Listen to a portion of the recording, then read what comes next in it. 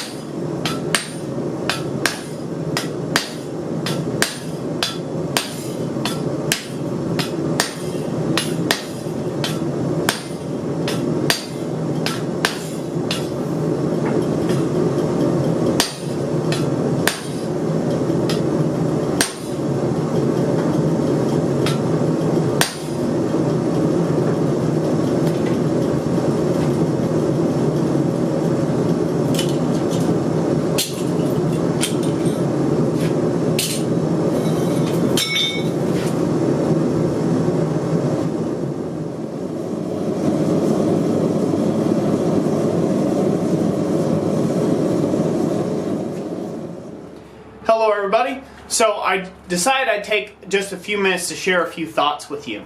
So tonight, as you can see, it's dark out. It might not be nighttime when you're actually watching this and observing this video, but I wanted to take and share a few thoughts. Some of you may be asking yourselves, why in the world have you chosen to take and do this all by hand? There hasn't been any power hammers in use. There has not been any presses. And what I'm simply trying to take and demonstrate is this to everybody that's new in the craft, to even guys who have been in the craft for a while, that it is the smith that makes the tools, not the tool that makes the smiths. You can take and look around my shop and you can see about 1,000 different tools and this and that and yada yada yada. You're seeing over a decade of collecting of tools is what you're seeing. And that can be a little bewildering when you're just starting out. You're like, man, I got to have all this and that, and everything's got to cost so much, this and that. It really doesn't. It really doesn't. Long before the smiths had mechanical power hammers, drop hammers, presses, forging presses of any kind, there was the smith. Forging steel, making it bend to his will and his mastery of it. You are the master of the steel, not the steel the master of you. A tool will not make you a better smith or a more competent smith. It will aid you in production.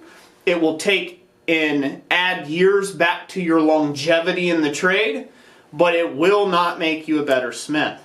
So if you see power hammers and you think, if I have a power hammer, that would make me a better smith. Or if I had a press, that would make me a better smith. It is the smith that makes the tools, not the tools that make the smith.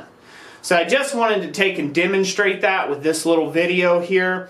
And I hope you guys have been enjoying the shot so far. I know it's been kind of a quiet video for me usually, but there was no way with doing it in the big loudness of the gas forge, which I'm taking the easy way out because the gas forge just happens to be heating the block of steel just fine, so that's the route I'm going with this. As I've said before, I don't favor coal or gas, either or. I just use whichever tool is going to make the job more efficient.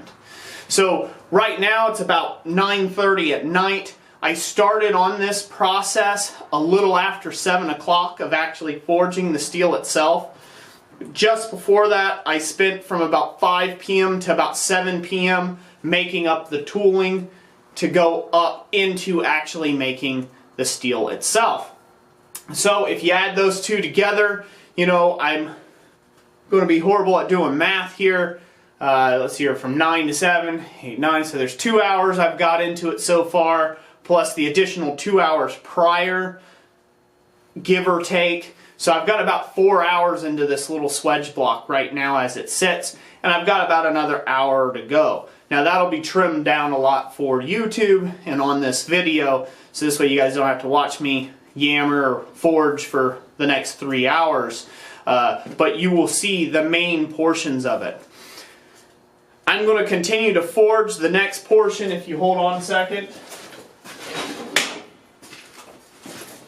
The next portion of this process is going to be putting in the divots. I don't know if you guys can see that really well or not, but there's the bobs that we're going to be using, and we're just going to put them right on top and just hammer straight down. Pretty simple. Once again, if you have a good strong foundations in the fundamentals, none of this is difficult. This is just like using a big set hammer is all this is. Now, one thing to be said about tooling. Say I had a large power hammer like Daniel Moss. He's got a beautiful one. He's got I think he calls it Kitty, the power hammer, and it's got googly eyes on it. I'll put a link in the description to Daniel Moss's channel if you want to go check it out there. He's got a lot of videos around it. I believe he even rebuilt it once, so you might want to check that out. He's got a really big, beautiful hammer. Something like this, that thing would just shred through, no problem. So there again, that saves these bad boys. It saves your elbows, your wrists, your hands. It takes less time to get it done, and so therefore you could get more of them done in a day. So this is something to think about. if you're, obviously if you're going to try to get into production mode with these, you're going to want power equipment.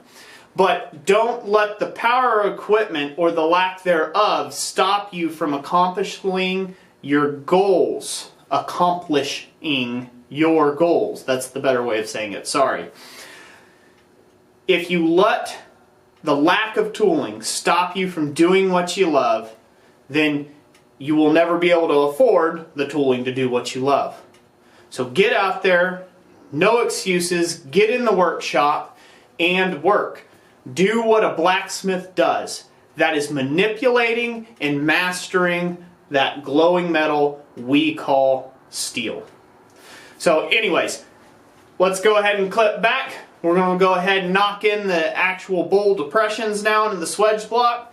And then there will be a third part, unintended part of this series where I will actually clean everything up. It would be 1, 2 a.m. before I get out of here by the time that thing has even cooled down enough that I could actually do any sort of grinding and cleanup work on it in preparation of having a nice finished block. So we'll do that in a third part. So without further ado, let's get back to it. Thanks for watching.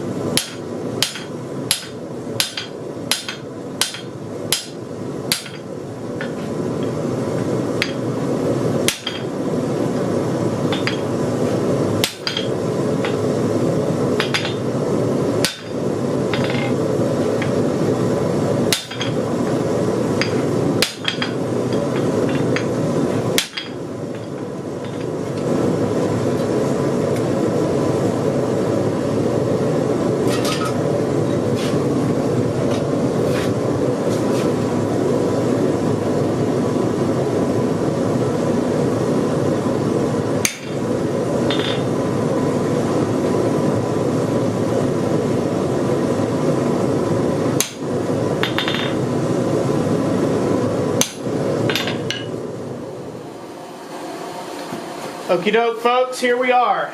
So, if I have to say so myself, that looks like a Swage block. Now the forging is done.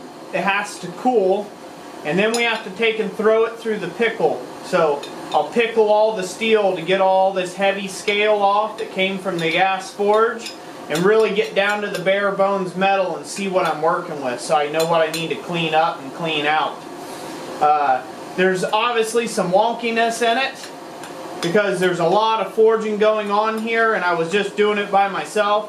So there'll be a lot of cleanup work that I'll end up having to do on this little thing here, this little guy, and then we'll have to get it weighed in the next video. But this just goes to show you, no, you don't need to take and have big power tools to get something done. They are of a great help and a great aid. And this is something, you know, I just really tried to do today to try to take and inspire you guys out there to keep working, keep, you know, accomplishing those goals that you're into, and, you know, eventually you'll be able to upgrade and get power tools and things like that and be able to make stuff like this no problem at all with presses and with power hammers and not so much sweat equity. So anyways, that's it for today. I hope you all enjoyed this video. If you did, give it a big thumbs up. And thank you all so much for taking the time to watch. Share it around with your friends and blacksmith groups and forums if you like the message of it and things. And just, you know, give it a share and show people what's possible out there. God bless you all, and we will catch you on the next one. Thanks for watching.